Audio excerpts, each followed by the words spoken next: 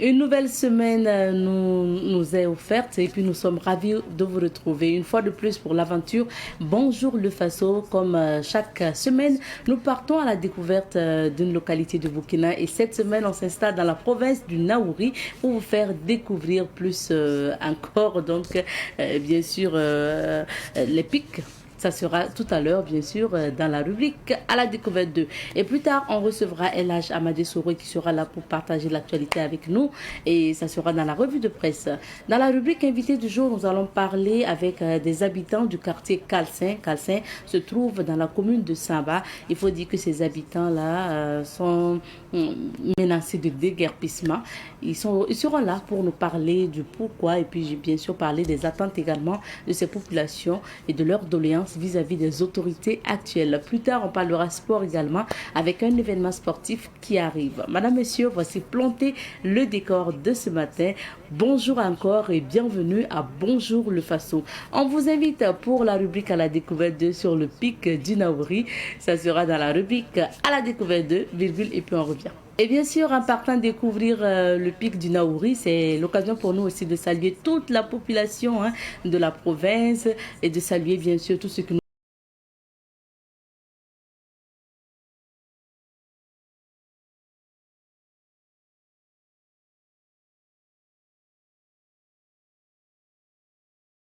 Mariette Kokwaga qui est de la localité ainsi que toute sa famille. Donc je parle de la famille Kokwaga, notre oncle qui est là-bas, entraîneur de football. Et puis on salue toute la famille. Bon, pas que, je sais que Samuel Moko également est de la localité. C'est l'occasion aussi de lui passer le bonjour.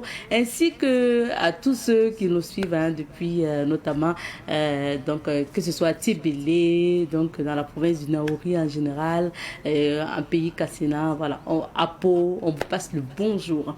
Merci. Alors, restez avec nous parce que vous le savez, le pic du Naouri, c'est notamment dans cette localité-là que vous avez la possibilité de monter et puis être tellement émerveillé de ce que nous réserve à ce pic du Naouri. Alors, notons que le pic du Naouri est situé dans la région du centre-sud, dans la province du Naouri, bien sûr, à 7 km à gauche de la route Pau-Ghana.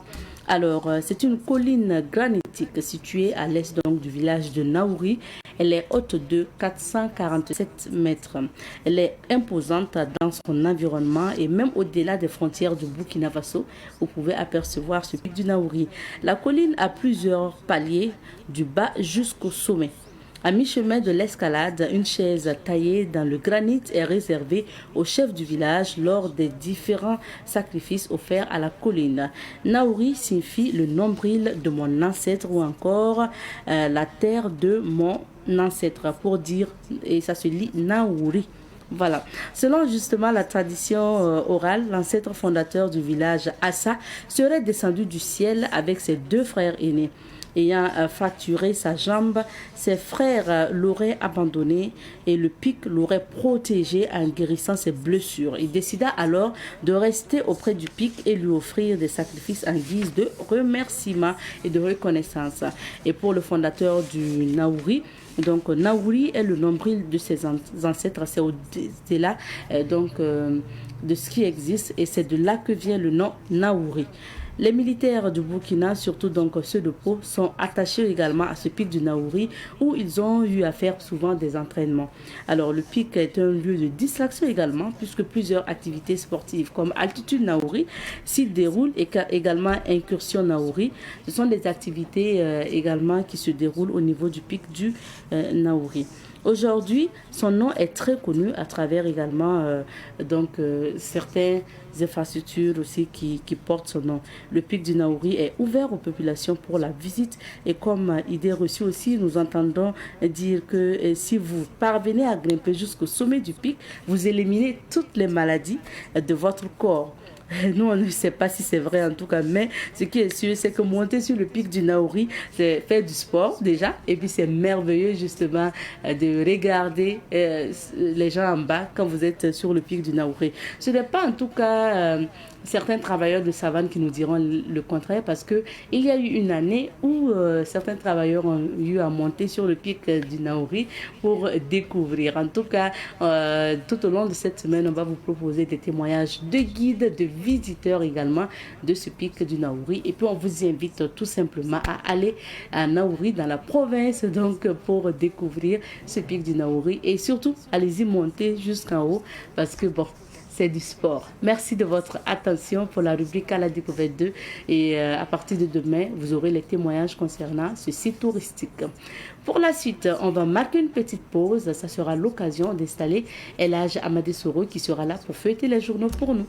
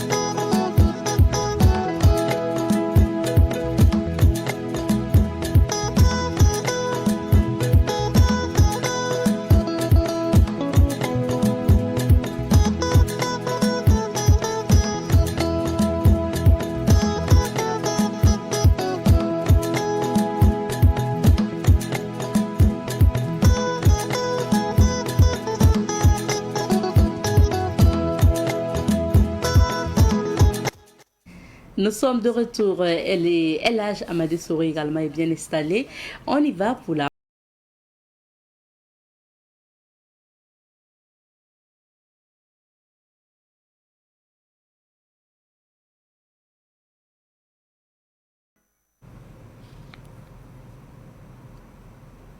revue de presse présentée ce matin par El Hadj Amadé Soro que nous retrouvons à présent.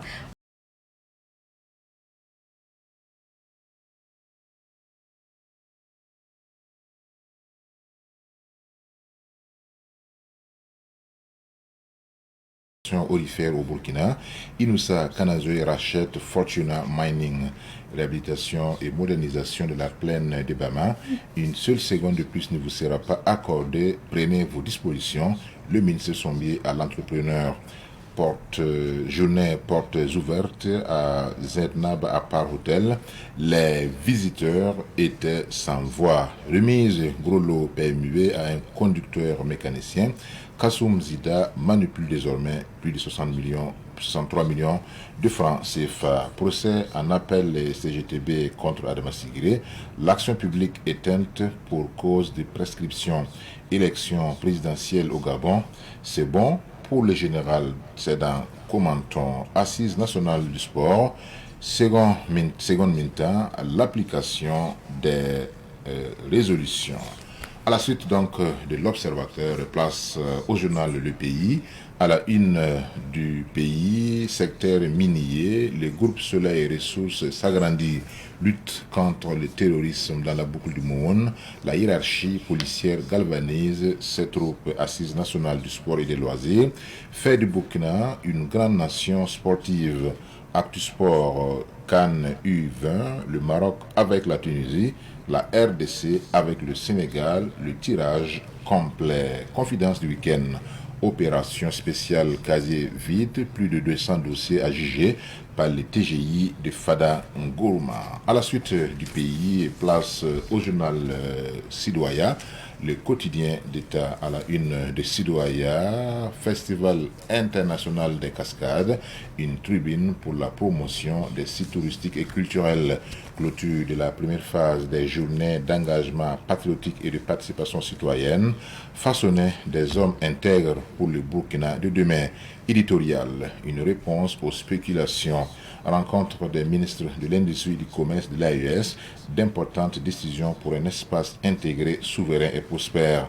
Groupe Soleil et Ressources, conclusion d'un contrat de vente et d'achat des actifs et intérêts de la société Fortuna Mining Corporation.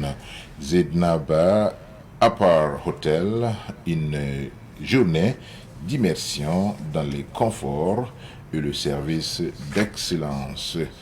À la suite du journal Sidoaya, place au quotidien donc, région du centre-est, les mesures de lutte contre le trafic illicite d'engrais dans un contexte d'insécurité, journée nationale d'engagement patriotique et de participation citoyenne à l'école primaire à Balkui. L'ordre et la discipline inculquée à la base, promotion de la santé publique et prévention des maladies infectieuses. L'association EDEL sensibilise 200 élèves sur les dangers liés à l'hépatite B.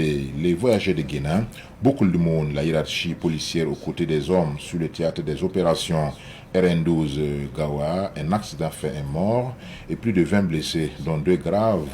Présidentiel au Gabon, le général Brice Clotaire Olinguima, élu avec plus de 90% des voix. Guinée, l'ex-président Moussa Dadis Camara, au Maroc pour une visite médicale. Soleil, le groupe Soleil Ressources s'agrandit. Et nous terminons avec le journal aujourd'hui au Faso. À la une donc d'aujourd'hui au Faso, Burkina Inoussa Kanazoe met Fortuna Mining Corporation dans son escarcelle. Le général Olingema, le général Oligui, crédité de 90,35% à la présidentielle. Plébiscite d'un Brejnevien pour le euro du Gabon nouveau. Forum diplomatique d'Antalya, CRU 2025, soutenabilité diplomatique et géopolitique fragmentée. Excusez-moi, 2 mémoriaux pour les victimes électorales de 2010 CI, polémique et comment conjurer les vieux démons en octobre 2025. News du jour, économie rurale, Olé Arnaud Cam s'installe. Un illustre audiencier chez le ministre Kargogo, l'ambassadeur d'Iran. Initiative présidentielle, les acteurs du Sud-Ouest en conclave, opération quasi vide à Fada, du 15 au 19 avril. Le concours des greffiers lancé par le SG Aruna Kadio. Merci bien, merci Elage pour ces titres. On revient sur quelques sujets d'actualité. Nous débutons par les assises nationales du sport et des loisirs. Absolument. Très bien, c'est suite effectivement à ces assises-là que des recommandations ont été formulées dans l'intention de booster les sports et les loisirs au Burkina Faso. Vous savez très bien que le Burkina Faso est un pays qui regorge donc de beaucoup de talents dans beaucoup de disciplines sportives, notamment le cyclisme. Lorsqu'on parle donc du Burkina Faso, il y a le Tour du Faso, qui est un grand événement sportif à l'échelle continentale, pour ne pas dire internationale, mais aussi il y a le sport roi, qui est le football. Et même si au niveau des seniors, on n'a pas encore eu la joie de brandir les trophées continentaux, mais au niveau des catégories inférieures, notamment les U17, U20, on a quand même des performances notables, dont l'actuelle performance, pour ainsi dire, et donc des étalons cadets U17, ce qui est effectivement encourageant. Au-delà de ces performances par discipline, il faut donc appréhender la question du sport dans son entièreté, dans sa globalité, parce que nous, en tant que Burkinabés, que ce soit État ou privé, il y a la grande question donc des infrastructures sportives qui demeure vraiment une grande préoccupation pour les pays. L'exemple le plus emblématique, c'est le stade du 4 août, dont la rénovation fait toujours des gorges chaudes. Et également dans d'autres disciplines, comme par exemple le cyclisme, la boxe, n'est-ce pas, le handball, etc. On ne voit pas une certaine politique rigoureuse qui est en tout cas mise en place pour déceler les talents un peu partout, pas seulement dans les grandes villes, même au niveau donc des petites villes, des zones périphériques. On peut effectivement avoir des jeunes qui développent des talents. Et il suffit seulement de travailler à encadrer ces différents talents-là. Je pense que parmi les recommandations, il y a la question d'autonomisation effectivement des sportifs et de faire en sorte que le sport ne devienne pas un simple fait de loisir, que ce soit vraiment une véritable institution, et parce qu'il y a beaucoup de pays à travers le monde qui doivent les renommer à leurs performances sportives. Il n'y a pas très longtemps, quand on parle de Brésil, on voit seulement le football. Et aussi Samba, etc. Donc c'est par la suite qu'on a su, notamment grâce au BRICS, donc c'est un pays qui est aussi émergent dans le domaine économique, dans le domaine politique, etc. Donc ici aussi au Burkina Faso, nous pouvons essayer d'élargir la gamme des disciplines sportives, même celles qui ne sont pas encore connues ici chez nous au Burkina Faso, et impliquer, n'est-ce pas, le plus grand nombre des citoyens. Et même les femmes au foyer peuvent également se donner sport, même si c'est le sport donc, amateur. Et il y a aussi la question des loisirs qu'il ne faut pas aussi reléguer au second plan. Et je vois, on était en train de lire le titre par rapport au Festival des Cascades au niveau des Banfora. On a vu des autorités, notamment le ministre de la Communication, escalader en fait les montagnes au niveau de Banfora. Et tout ça, ça donne une certaine image. Parce que, quoi qu'on dise, le sport, c'est ce qu'on appelle en géopolitique le soft power, c'est-à-dire que la puissance douce qui permet de mettre le pays sur une carte, sur un échiquier, sur l'échiquier mondial, parce que quand on parle beaucoup de votre pays, de ses performances, cela attire beaucoup donc d'investisseurs. Et je pense que au sortir de ces assises-là, les décisions, les recommandations qui ont été faites seront donc appliquées pour le bonheur du sport burkinabé. Bien sûr, c'est important. Alors, parlons maintenant de l'actualité internationale et on s'intéresse à la présidentielle au Gabon. Absolument. De l'actualité. Effectivement, c'est la grande actualité qui a marqué, n'est-ce pas, le week-end. Pour certains observateurs, c'était plié d'avance parce qu'il n'y avait pas, bien sûr, un candidat de taille en face du général Olinguema, puisque c'est lui qui a fait son coup d'État. Et comme nous sommes dans un monde qui est attaché aux formes, donc il a mis une forme à sa chose, pour ainsi dire. Il s'est battu pour sa chose, il a eu sa chose. Maintenant, il est en train donc de formaliser effectivement cette prise de pouvoir. Sinon, on imaginait mal quelqu'un sorti comme ça de nulle part. Et c'est vrai qu'il y a l'ancien Premier ministre qui avait aussi pris part aux élections. Je pense qu'il a été critiqué de près de 3% des votes. Mais c'était vraiment plié d'avance en fait. Tout ça, ça nous amène à nous interroger sur effectivement la soutenabilité ou en tout cas, je vais dire, la pertinence de ces opérations électorales, puisque c'était plié d'avance, c'est bien comme ce qui s'est passé au Tchad, où on savait que le Déby Fils allait remporter ces élections, mais c'est ce que les partenaires techniques et financiers veulent. Voilà, il faut faire semblant d'être démocrate. Quand on fait semblant, on met la forme, bon, ça passe. Mais quand on décide d'adopter une position tout à fait différente, radicale, comme l'ont fait les 3 dirigeants de l'AES, ça, vous braquez les gens contre vous. Mais c'est une question de choix. Et nous avons, bien sûr, au niveau du Burkina Faso, au niveau de l'AES, assumé ce choix de la révolution. Parce que quand vous prenez les élections qui se sont déroulées au niveau du Gabon, vous avez 920 000 personnes qui ont mobilisé 95 milliards pour juste cette opération électorale. Ah oui. 95 milliards de francs CFA pour une élection gagnée d'avance, pilée d'avance. Moi, je pense que c'est du gâchis. Voilà, on aurait pu trouver, n'est-ce pas, un moyen, une forme pour légitimer donc ce pouvoir, et puis mettre ça ailleurs, parce que le Gabon, quoi qu'on dise, c'est un pays immensement riche, mais qui manque de beaucoup d'infrastructures, etc. Donc on aurait pu vraiment faire l'économie de cela. Au Burkina Faso, je pense qu'il y a également en 2020, on a fait des élections avec coût de milliards, 40 milliards si j'ai bonne mémoire, et ça s'est terminé comment moins de 2 ans, il y a eu le coup d'État. Donc ici, je pense que ça rejoint des appels de plus en plus criants par rapport au choix de la démocratie électoraliste en Afrique. Est-ce qu'on doit continuer avec cette même voie, ou bien on doit s'asseoir finalement de décider est-ce qu'il faut adopter une autre démarche, parce que quand on fait des élections, quand on est à la tête d'un État, le premier souci c'est de travailler pour que la population puisse d'abord manger à sa faim, avoir la sécurité, avoir l'éducation, avoir des infrastructures qui concourent à asseoir un cadre de vie agréable. Mais on s'est rendu compte que ce n'est pas le cas. J'étais en train de lire un rapport où on dit que sur les 54 pays africains, il n'y a qu'un seul pays qu'on peut qualifier d'une véritable démocratie, c'est l'île Maurice. Les autres, là, soit c'est une démocratie imparfaite, soit c'est une démocratie hybride, un régime hybride, ou bien c'est vraiment un régime totalitaire. Donc ça veut dire que la démocratie, c'est une sorte de greffe qui n'a pas encore vraiment pris au niveau du continent africain.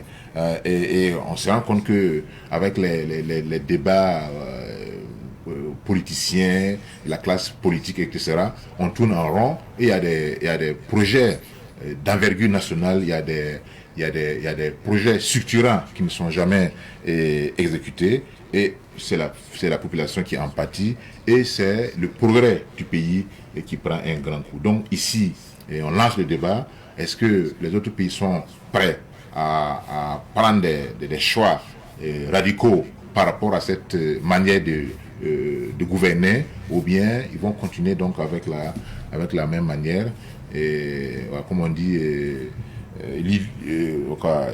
l'idée aussi c'est de faire la même chose et d'espérer avoir un résultat différent. Moi je pense que la question est posée. D'accord. Et c'est aux peuples africains donc de décider quelle est la trajectoire à adopter. Merci bien. En attendant, bon vent au nouveau président. Et au nouveau président. Merci beaucoup, El Hadj. Et puis à présent, nous allons voir ce que nous réserve Dame Nature aujourd'hui. C'est l'heure de la météo. Et pour ce matin, nous recevons comme invité M.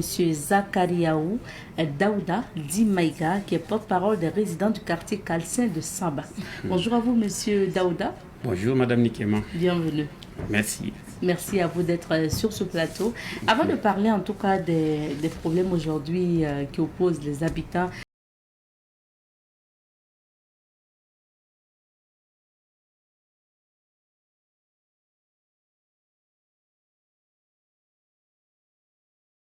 Calcin est un village composant de Samba. Nous sommes juste le côté est, derrière les cités. Si vous prenez, je peux dire, l'itinéraire qui vous envoie vers le marché de Samba, en dépassant juste la gendarmerie, et vous verrez des cités à votre gauche. Donc nous sommes situés derrière ces cités-là. Okay. Voilà. Donc nous sommes à cheval entre deux cités, je peux dire. D'accord. Voilà. Et donc vous êtes au milieu, on va voilà, dire. Nous sommes au milieu. C'est un tronçon. Voilà. C'est un non-loti tronçon que nous avons acquis avec les propriétaires terriens, les villageois en son temps. Comme toute ville, ça commence par des non-lotis, et après, voilà, la mairie voit dans quelle mesure elle peut aussi intervenir pour viabiliser la localité. Voilà. Et pour votre expérience personnelle, vous avez acquis votre terrain non loti en quelle année? Moi, j'ai acquis mon terrain en 2010. Je peux dire que j'ai acquis mon terrain en 2010, juste après le recensement de 2007, que j'ai payé mon terrain. Et 3 mois après maximum, j'ai habité maintenant ma cour. Voilà. Et il faut dire aussi que dans ce que vous dites, c'est qu'il y a des gens qui y sont depuis 1995. Exactement, madame. Nous avons des papas, des personnes âgées qui étaient là-bas depuis 1995. Et au fur et à mesure, les gens sont venus les trouver jusqu'en le processus de, je peux dire, du recensement de 2007 est venu les trouver. Donc, c'est à partir de là que, au fur et à mesure, comme je vous l'ai dit, c'est une zone accessible. Et aujourd'hui, au Burkina, le citoyen lambda, c'est pas donné à tout le monde, à toutes les bourses, de rester éternellement en location. Et chacun essaye de trouver son lopin de terre en attendant aussi la barca du ciel et du gouvernement, qui est la mairie, qui est un démembrement du gouvernement, qui par la suite prend des mesures pour essayer d'harmoniser un peu la vie de ses concitoyens. Voilà, donc c'est en quelque sorte ainsi. À ce jour, vous n'avez pas une idée du nombre d'habitants de Kassé? À ce jour, nous pouvons dire que, vu le recensement, je vais prendre entre guillemets, vu le recensement de 2018, où les concessions, parce que c'est les concessions qui ont été comptées, c'était au-delà de 3400. Parce que même 3400 concessions au-delà. En ce moment de 2018. Et bon, imaginons que, même si c'est les 3000 qu'on garde qui sont habités par un couple avec deux, imaginons que nous sommes déjà à peu près 7000, 9000 habitants. Et aujourd'hui, où je vous parle sur ce plateau, nous dépassons largement ce nombre-là. Parce qu'il y a toujours des gens qui viennent habiter leur lopin de terre. Donc, nous sommes vraiment peuplés. Vous avez parlé de recensement, 2007 à 2018. C'était quoi en fait? Comment ça s'est passé? C'était qui en fait le recenseur? Je peux dire que en 2007, c'était la mairie qui avait organisé le recensement. La Dans mairie, quelle optique?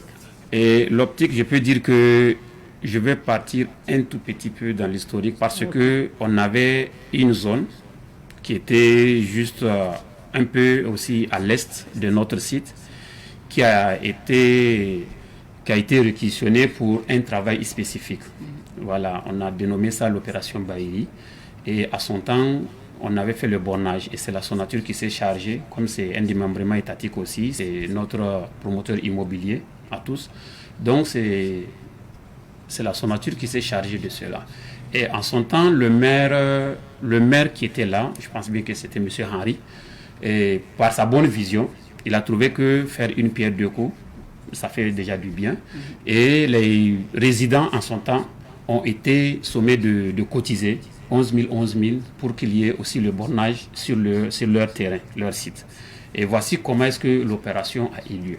Voilà, donc je peux dire que les résidents ont contribué à accompagner la mairie, comme d'habitude ça se fait depuis les belles lurettes, comme on le dit. Et c'est comme ça que le recensement de 2007 a été fait dans l'optique de donner les maisons encore, de réattribuer les parcelles aux résidents sur place. Bon, finalement, ça n'a pas été suivi et nous sommes restés encore dans, je peux dire que dans le silence total.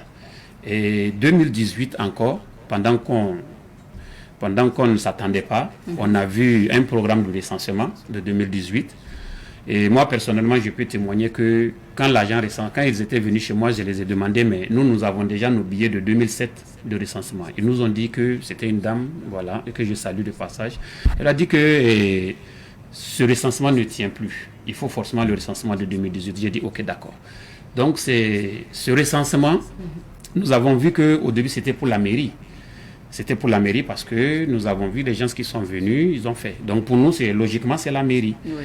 Et il a fallu 2 ans après que les résultats sortent, en 2020. Et en 2020, quand les résultats sont sortis, à la grande surprise générale, je peux dire de tout le monde, on s'est rendu compte qu'il y a eu pas mal de malversations, en tout cas des désordres. Veuillez m'excuser parce que le travail de l'être humain, peu importe la sueur qui coule, ça il faut respecter. Mais si le travail n'est pas bien fait aussi, il faut le dénoncer. Le travail n'a pas été bien fait. On s'est retrouvé avec des numéros qui portent des personnes qui ne résident même pas dans la zone. Bon, tout naturellement, ça a créé vraiment un sursaut d'orgueil dans l'être humain. C'est le papa qui a investi et finalement il ne se retrouve pas pendant que tout son investissement était là-bas. Et donc on s'est porté à la mairie pour essayer de savoir qu'est-ce qui s'est passé, quels sont les critères retenus. Ils nous ont dit que c'est les résidents réels qu'ils ont recensés. On a dit non, c'est pas possible. Si c'est les résidents réels, ça ne pouvait pas être pareil. Parce que quoi, le nombre de recensés ne reflétait pas le nombre d'habitants ou de concessions? En fait, le nombre de recensés même, on a trouvé beaucoup d'irrégularités dedans. Comme j'essaie de vous expliquer. C'est-à-dire que c'est les résidents, les noms qu'on a trouvés et le nombre même qu'ils ont retenu ne reflétaient pas la réalité. Donc, on a essayé de savoir. Et du coup, là-bas, à la mairie, ils nous ont dit non, en réalité, c'est un projet de la Sonature et que c'est la Sonature qui a fait le recensement. Et en tant que mairie, représentant aussi de la commune, et ils ont accompagné aussi le processus, le projet de la mairie. Voilà donc là où les multiples démarches et assemblées générales. Vous avez rencontré la Sonature en 2020 là? En 2020, oui. En décembre 2020, nous avons fait notre première réaction devant la mairie sur Kwame Nkrumah. Et là-bas, on a été reçus. Un représentant nous a dit effectivement, et qu'eux-mêmes ils ont suivi. Je ne peux pas répéter de mot en mot ce que quelqu'un dit parce qu'on dit reprendre la parole de quelqu'un, il peut avoir. Donc, ils nous ont dit qu'effectivement, ils ont constaté qu'il y a eu des irrégularités et que nous devons reconnaître que la Sonature est une maison étatique.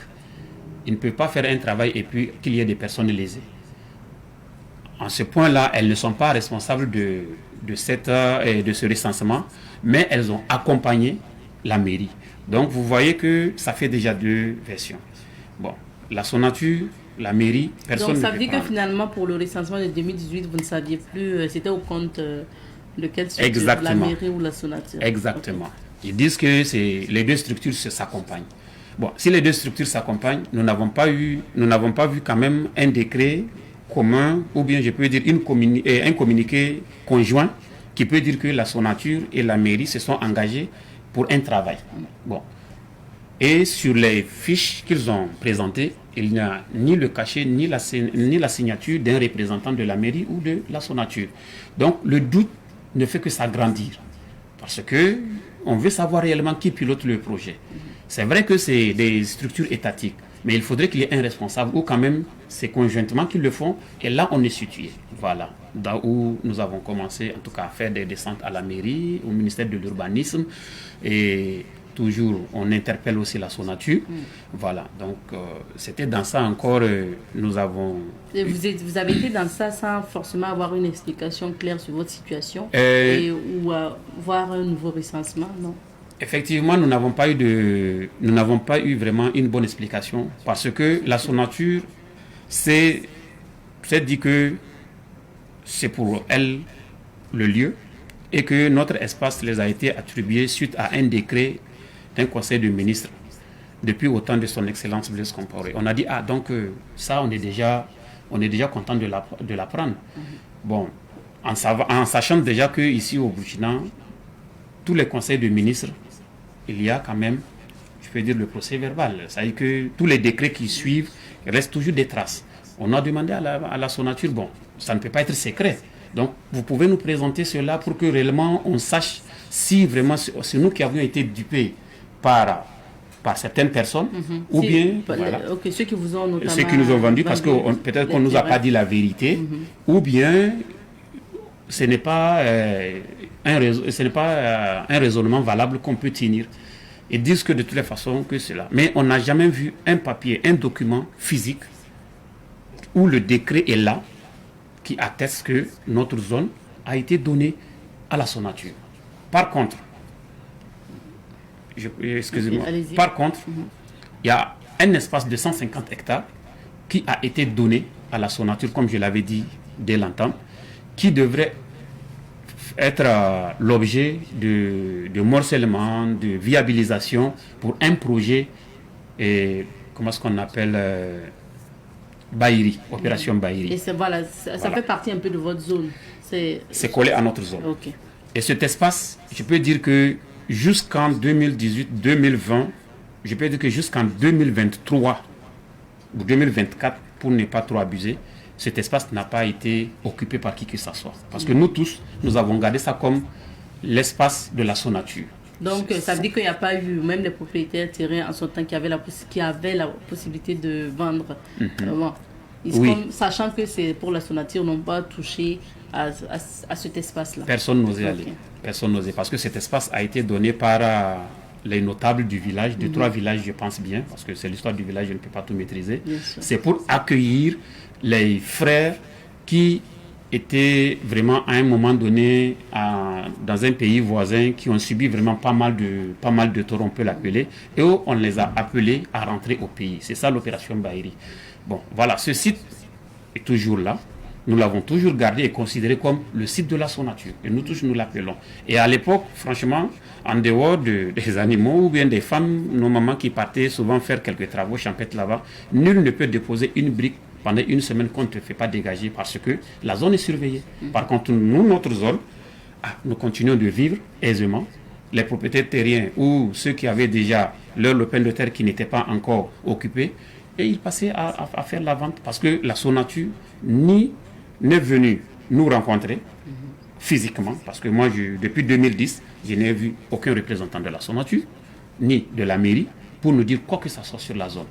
Et nous nous comptons comme appartenant à la Sonature, à la mairie, disons. Donc c'est comme ça. La Sonature, on n'a pas eu C'est comme ça vraiment. jusqu'en mars dernier, c'était le 26 mars d'ailleurs, que vous avez appris cette nouvelle que vous devrez être déguerpi.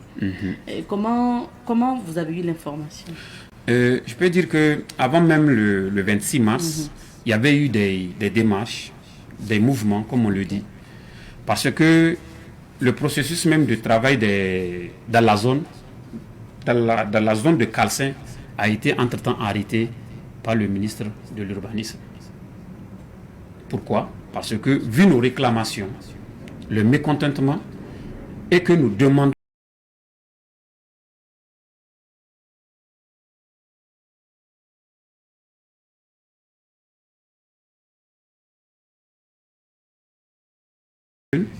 les jeunes de Calcin et les jeunes de Samba, le mouvement des jeunes de Samba, parce que de leur côté aussi, ils ont manifesté le mécontentement sur le foncier.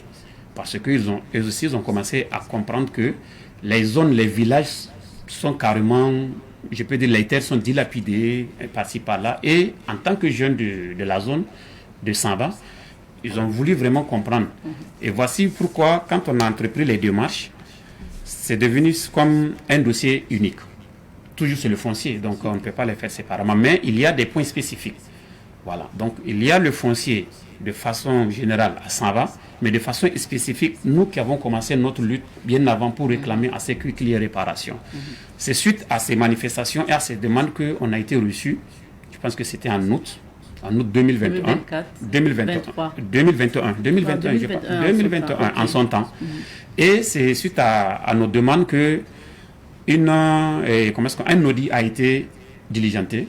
Et pour que l'audit soit bien fait, bien suivi, le ministère de l'Urbanisme, avec évidemment l'apport du MATDS, le gouverneur, on était ensemble dans la salle vraiment à l'urbanisme où le décret était sorti d'arrêter toute activité foncière à Samba jusqu'à nouvel ordre.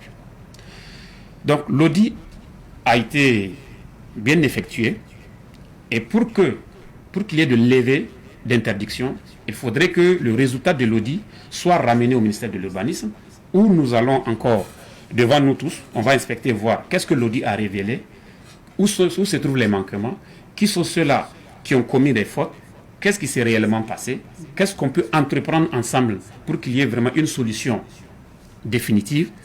À notre grande surprise, nous avons vu un communiqué conjoint encore en 2023, je pense, c'était courant 2023, si je ne me trompe pas, où ils ont levé cette interdiction. Et nous nous sommes déportés au ministère de l'Urbanisme, on a dit non, on ne comprend pas. Nous, on attendait l'audit. Et nous savons très bien que l'audit a fait son travail. Les inspecteurs ont fait leur travail.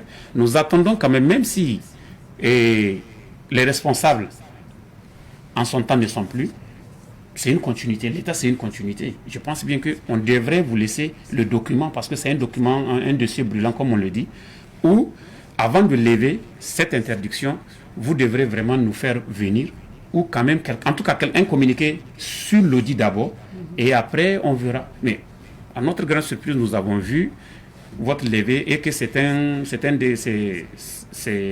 communiqué conjoint entre MATDS et l'urbanisme.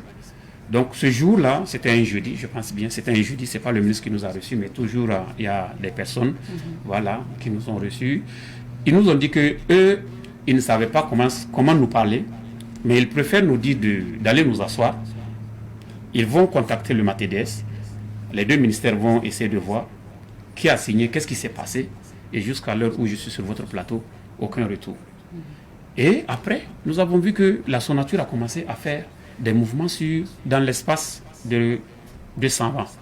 On est reparti à 100 ans, pas à Calcin, à 100 ans. Nous sommes allés encore voir le préfet en son temps. On a dit, mais nous avons constaté qu'il y a des activités, des réunions, et puis avec les propriétaires terriens. C'est toujours le foncier. Nous, on est inquiets, on veut savoir. Et le préfet, en son temps, nous a dit que, en réalité, la Sonature veut voir les propriétaires terriens, ceux-là qui ont les espaces vides, qui ne sont pas occupés, et que c'est avec eux que la Sonature traite. Nous, ce n'est pas encore arrivé à notre zone. Quand vous avez construit. Voilà, quand ça va venir, si la Sonature a un penchant vers notre côté, il est logique que nous soyons invités et que nous allons peut-être rentrer en pourparlers.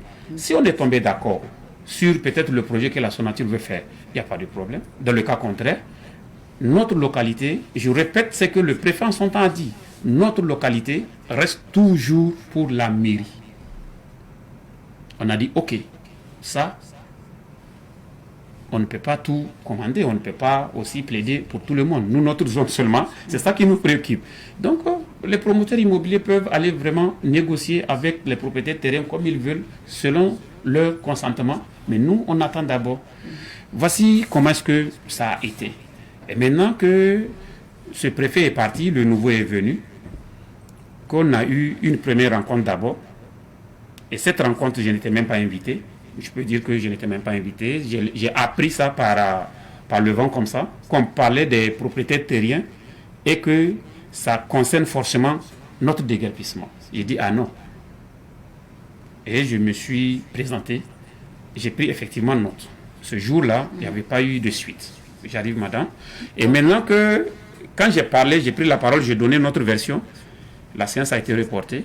Et voici que le 26, j'ai été appelé encore de venir pour une rencontre d'information. C'était où? À la préfecture. À la préfecture. C'était un vendredi. C'était à 15h que c'était programmé. Et c'est lors de cet échange d'informations que nous avons appris que la Sonature revient encore, je peux dire à la charge, excusez-moi du terme, à la charge pour coûte que coûte nous déguerpir, pour nous envoyer sur des sites différents, et que, une fois installé, un processus de parcellisation ou bien de documents sera engagé pour que, à la longue, nous payons nos taxes pour avoir nos parcelles. Et que ces parcelles seront de 150 mètres carrés à 220 mètres carrés. Je les ai dit, mais c'est bien. Mais nous, jusqu'à présent, nous mettons en cause l'appartenance de notre zone à la Sonature, parce que vous n'avez pas parlé. Vous n'avez pas parlé, on n'a pas vu de preuves. Parce que, madame, pour être très simple, quand un conseil de ministres prend un espace octroyé dans une commune, on tient acte du décret. Et ce décret doit faire l'objet d'un procès verbal de la commune qui doit recevoir ce projet. Donc, c'est-à-dire qu'une commission technique va siéger, élaborer, accepter le projet, montrer déjà ce pourquoi le projet, et un procès verbal sera retenu. Et en tant que membre de la commune, ça ne peut pas être un secret. Vous devrez avoir l'information. On devrait avoir l'information et un communiqué conjoint doit accompagner ce décret. Quand on vous appelle ou on vous annonce le 26 mars là, que vous allez être déguerpi, mais quand même on propose un compensement, on va en parler tout à l'heure, parce que vous allez être délocalisé. Est-ce qu'il y avait des représentants de la Sonature, y compris la mairie? Effectivement, il y avait les représentants de la mairie, le préfet même, avec la Sonature, le DG de la Sonature était là, avec aussi son staff. Nous les résidents, on était là aussi, avec les CVD, on était là. Et quand ils ont dit, c'est une information pour nous. C'est une information. Nous devons prendre, nous représentons toute une population. Nous devons prendre l'information et aller reverser comme on le dit, à la population pour écouter ce qui est en vue. Pourquoi on était stupéfait? Parce que ce projet ne nous dit pas. Dans la forme, quand on vous le dit, c'est bien, mais le fond, il y a un grand doute. Un grand doute parce que d'abord, le travail qui a été effectué pour le recensement de 2018 a été rejeté. Il y a eu pas mal de malversations. Nous avons jugé utile qu'il y ait des réparations pour qu'on reprenne même le recensement s'il le fallait, pour vraiment éviter les erreurs. La Sonature dit non. Elle va continuer sur le recensement de 2018 malgré qu'ils sont au courant, qu'ils savent qu'il y a eu des manquements. À l'heure actuelle, là? À l'heure actuelle. Okay. Donc, ça veut dire qu'il n'y a pas de révision, il n'y a rien, et ils vont continuer sur les mêmes erreurs. Or, sur les mêmes erreurs, comme je vous l'avais dit, il y a des gens qui n'existaient pas dans la zone, qui avaient payé des numéros. Donc, pour nous, ça cache quelque chose. Et depuis 2018 à maintenant aussi, il y a eu des nouveaux? Il y a eu des nouveaux, évidemment. Et ces nouveaux qui sont venus, qui n'étaient pas là lors du recensement de 2018, après la mise en place de leur maison, on trouve qu'ils mettent un numéro. Et pourtant, on avait recensé les maisons existantes en 2018. Okay. Donc, ça crée des doutes. Nous savons très bien qu'ici, dans le foncier, dès qu'une mairie engage un processus, il y a des personnes qui viennent, qui achètent en frappe. Et c'est au détriment de ceux qui sont déjà là, qui n'ont pas ces moyens encore.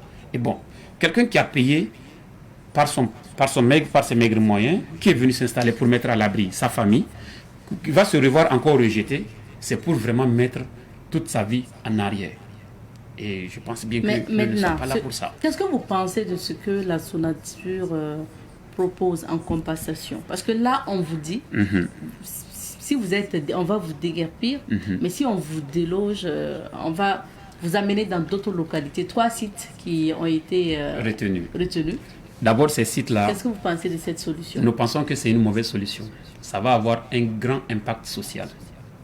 Un très grand impact social, parce que faire reculer encore quelqu'un de 20 km de son lieu de travail, déjà c'est un problème. On vous amène un peu plus loin que un peu plus loin que Calcin. C'est derrière le contournement. Tous ceux qui connaissent le contournement doivent savoir là où se situe ce contournement. Ça, c'est ce qu'ils ont proposé. Mais ce que nous remettons en cause, parce qu'il faudrait que ça soit réparé. L'espace, à l'époque, des 150 hectares a été réquisitionné pour un projet qui s'est éteint. Oui. Donc, il n'y a plus d'obligation à lever encore les gens, envoyer ailleurs, raser leur maison et remorceler, vendre pour d'autres Burkinabés. Vous voyez là où nous avons vu que ça ne va pas. Oui. Parce que si c'est un projet réel qui continue pour une utilité publique, on veut faire des grandes infrastructures, ça c'est l'État qui prend en charge. Même si on dit que la Sonature est pour l'État, mais nous avons suivi tout récemment des manquements sur le foncier que quelques personnes de la Sonature ont été épinglées. Mais en même temps, ce n'est pas toute la structure Sonature, monsieur Daouda. Non, j'ai dit quelques personnes. J'ai bien précisé quelques personnes. Comme dans toute autre structure, voilà. Il peut y avoir des prévues galeuses. Donc, pour cela, nous pensons que l'État actuel, sa politique, c'est de rapprocher, d'unifier les Burkinabés. Que tu sois pauvre ou riche, tu as le même droit, le même mérite, selon ton pouvoir d'achat. Donc, quelqu'un qui a un pouvoir d'achat déjà réduit, qui, on le connaît déjà aujourd'hui, la vie est devenue vraiment, entre guillemets, très difficile, mais quand même, on se donne à fond, ne peut pas accepter qu'on le déguerpisse sur un faux prétexte. Veuillez m'excuser du terme, c'est un faux prétexte parce que le projet sur lequel ils veulent ne tient plus. Nous n'avons plus eu encore d'éclaircissement sur l'appartenance de la zone. Donc, je tiens à dire qu'ils ont eu, selon une des représentantes de la Sonature, qu'ils ont eu l'autorisation de lotir par 3 ministères. Bon, 3 ministères, nous ne refusons pas. Mais est-ce que les 3 ministères-là, c'est pour accompagner l'opération Bahiri qui ne tient plus, ou bien c'est pour carrément remorceler nos terrains, revendre encore à d'autres personnes plus riches que nous? Là, donc, nous ne sommes pas d'accord. Donc, vous posez des questions aujourd'hui, le pourquoi, en fait, la Sonature veut récupérer votre espace.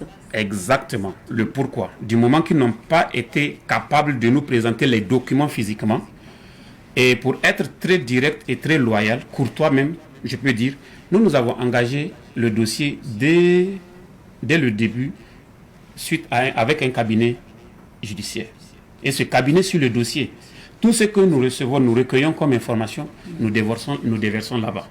Parce que un document peut être antidaté. Nous allons, comme on n'a pas les compétences, nous avons les compétences judiciaires ici au Burkina, auxquelles on va leur soumettre les documents fournis et ils vont faire le travail. Maintenant, en fait, je reviens toujours à la solution. Vous avez dit, vous voulez même la lumière sur ce qui sera fait sur votre terrain si vous partez, ce qui sera fait sur votre terrain. Mais néanmoins, comme il y a la solution qui a été trouvée, qu'est-ce que vous trouvez, qu'est-ce qui ne vous arrange pas? Vous avez parlé de la distance, parce que vous vous éloignez plus de la ville, là où on va vous délocaliser. Est-ce que le fait aussi qu'on parle de 3 sites, donc vous serez dispersés, ça vous dérange également? Bon, madame, je vais revenir d'abord, c'est que la solution n'a pas été trouvée. Il n'y a pas eu de solution qui a été trouvée, même pas. Jusqu'à présent, il n'y a pas eu de solution. Parce que nos inquiétudes n'ont pas été prises en compte. Donc c'est comme si on est obligé d'accepter ce qu'ils viennent nous proposer. Donc les dédommagements pour vous, ce n'est pas une solution. Ce n'est pas une solution parce qu'on ne peut pas venir nous déguerpir sur notre site rasé et revendre à d'autres Burkinabés. Nous sommes aussi des Burkinabés. Nous avons le droit d'être quand même. Nous ne pouvons pas être appelés toujours à nous éloigner de la ville. Aujourd'hui, Saba, à l'époque, Saba n'était pas une grande ville. Aujourd'hui, tout le monde sait que Saba est devenu. Tout le monde sait ce que Saba est devenu. Donc pour nous, nos enfants sont à l'école, dans les écoles publiques comme privées. Donc nous enlever encore carrément de ce privilège que nous avons pu donner à nos enfants, c'est nous ramener encore dans d'autres difficultés. Ils ne peuvent pas nous dire qu'ils vont construire des écoles privées pour nous, les écoles techniques pour nous. Ce n'est pas possible. Ils ne peuvent pas le faire. Donc c'est quelque chose pour nous, blaguetuer comme les Ivoiriens aiment le dire, nous flatter, sortir, une fois qu'on dégage, on rase, on revend. De toutes les façons, c'est nous qui sommes partis. Parce que pour que cela aboutisse, ils avaient donné des demandes de recasement où les résidents, bon, la naïveté c'est partout, ils ne savaient pas, où les résidents avaient rédigé des lettres de recasement, timbrées de 1000 francs. Ça fait rire vraiment.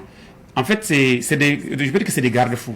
Pour dire que demain, même si les gens sont partis, c'est les gens qui ont demandé de partir de leur propre gré. Or, ce n'était pas ça.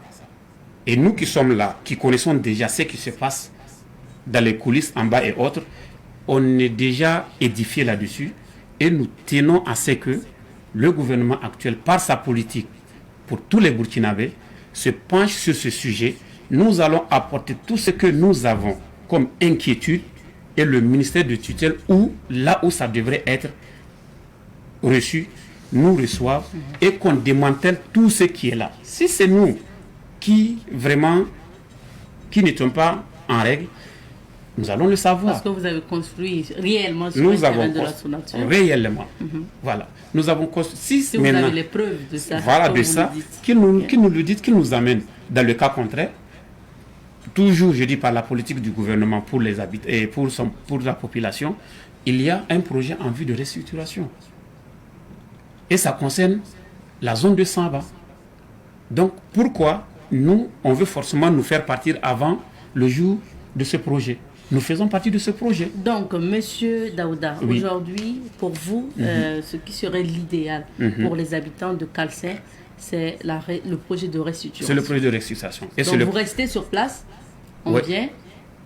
Ce que la restitution va opérer sur place, c'est notre place, c'est acquis par nos moyens, par nos efforts, que l'État qui a pris l'engagement d'accompagner tous ceux qui ont fait ces efforts aussi de rester, parce que la Sonature n'est pas venue, le bornage n'était pas fait sur un terrain neutre. C'est un terrain qui est déjà habité, avec déjà une moyenne densité, je peux dire. Aujourd'hui, c'est devenu une forte densité. Comment est-ce qu'on peut prendre ce texte-là, nous balayer, enlever dedans, et puis pour autre chose? Nous, on aurait compris, comme je vais le dire, je vais le notifier ici. Si c'est pour une utilité publique, nous savons, des constructions de grandes, vraiment, voilà, qui va vraiment mettre, parce que nous sommes juste collés à une cité.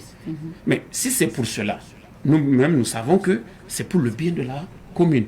Mais nous déguerpir, nous envoyer, nous disperser, comme on peut dire des oiseaux qui sont sur un arbre, qu'on jette un caillou, et après maintenant on dit, bon voilà, les plus aisés vont venir payer parce que ça va coûter des fortunes, 20 millions, 30 millions, et bon voilà. Mais ça c'est carrément de nous priver déjà.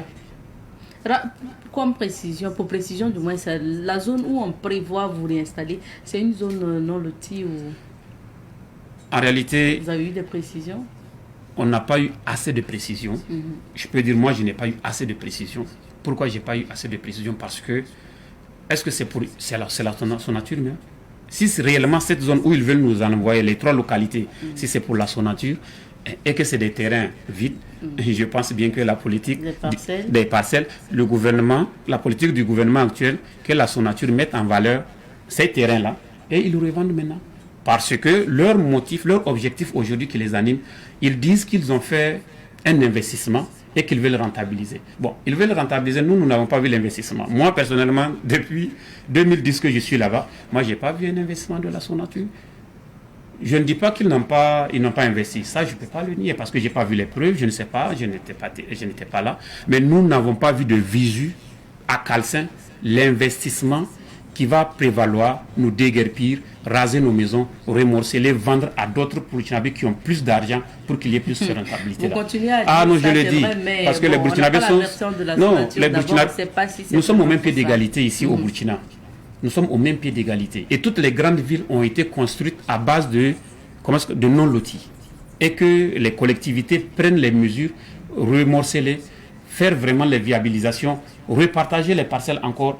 Et en ce moment, tu suis ton papillon pour aller au cadastre, au guichet unique, pour maintenant t'acquitter de ton devoir, pour rester maintenant définitivement. Et c'est ce que nous attendons. Monsieur Daouda, donc si aujourd'hui on vous délocalise à Calcin, on vous amène derrière le contournement, si ce sont des parcelles, même si ce sont des parcelles, vous ne serez pas... 150 mètres carrés. Bon, ok. 150 mètres carrés. À 200, non? À 220. 150 mètres carrés à 220. Ce n'est pas... C'est ce que j'ai dit. Parce que, pourquoi c'est à nous, on veut donner 150 mètres carrés et 220?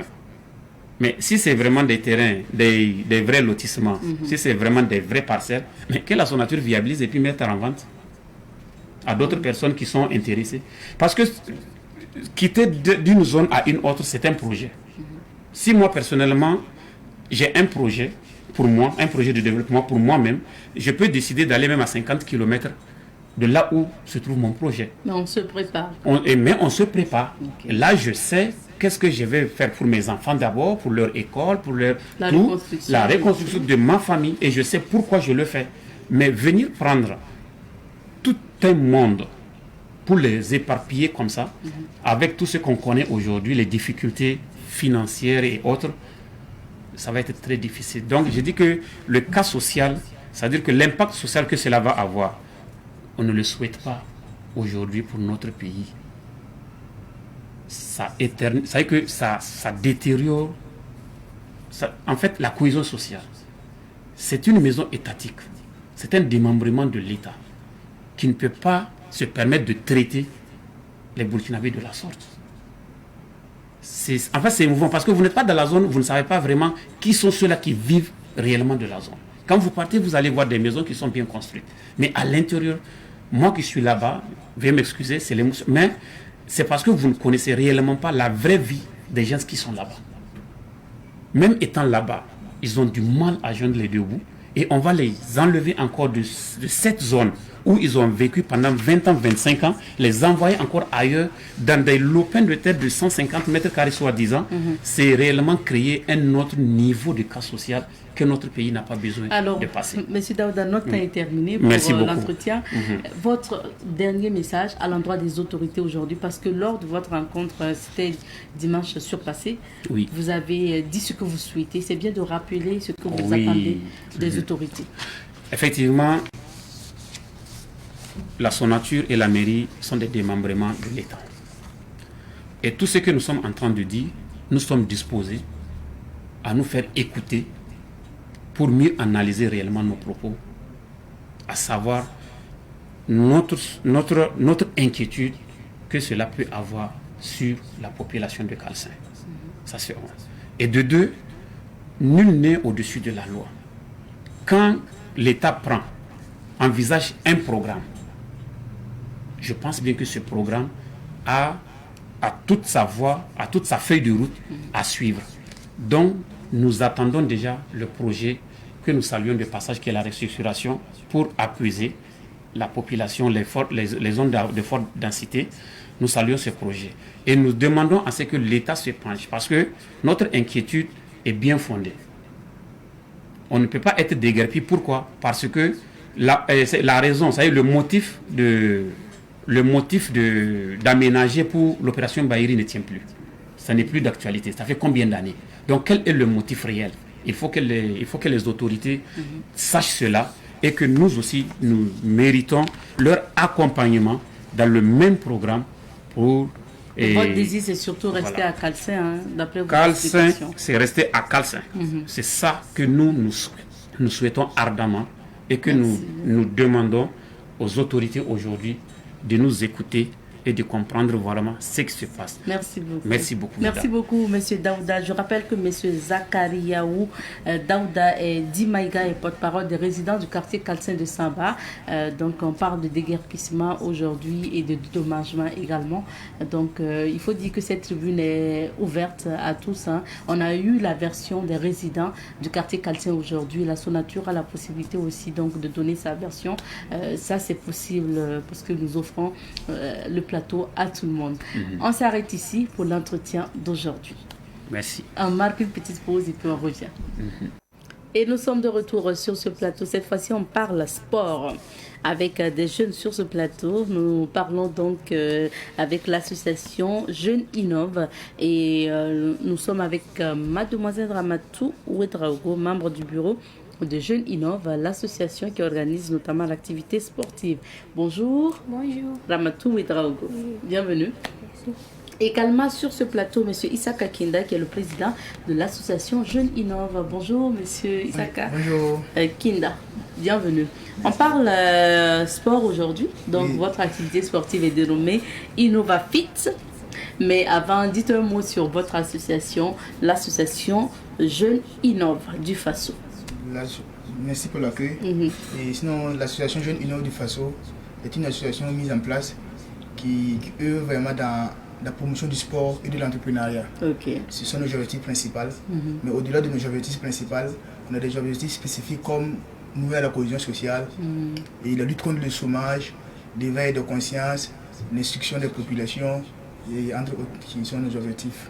Et on dirait que vous aimez le sport, hein, au sein de votre association. Est-ce que vous menez des activités au sein de l'association pour promouvoir le sport, Ramatou? Pour plus de sport au sein de la jeunesse, est-ce que c'est important? Oui, dans l'association, le sport est le plus important pour nos jeunes frères et sœurs.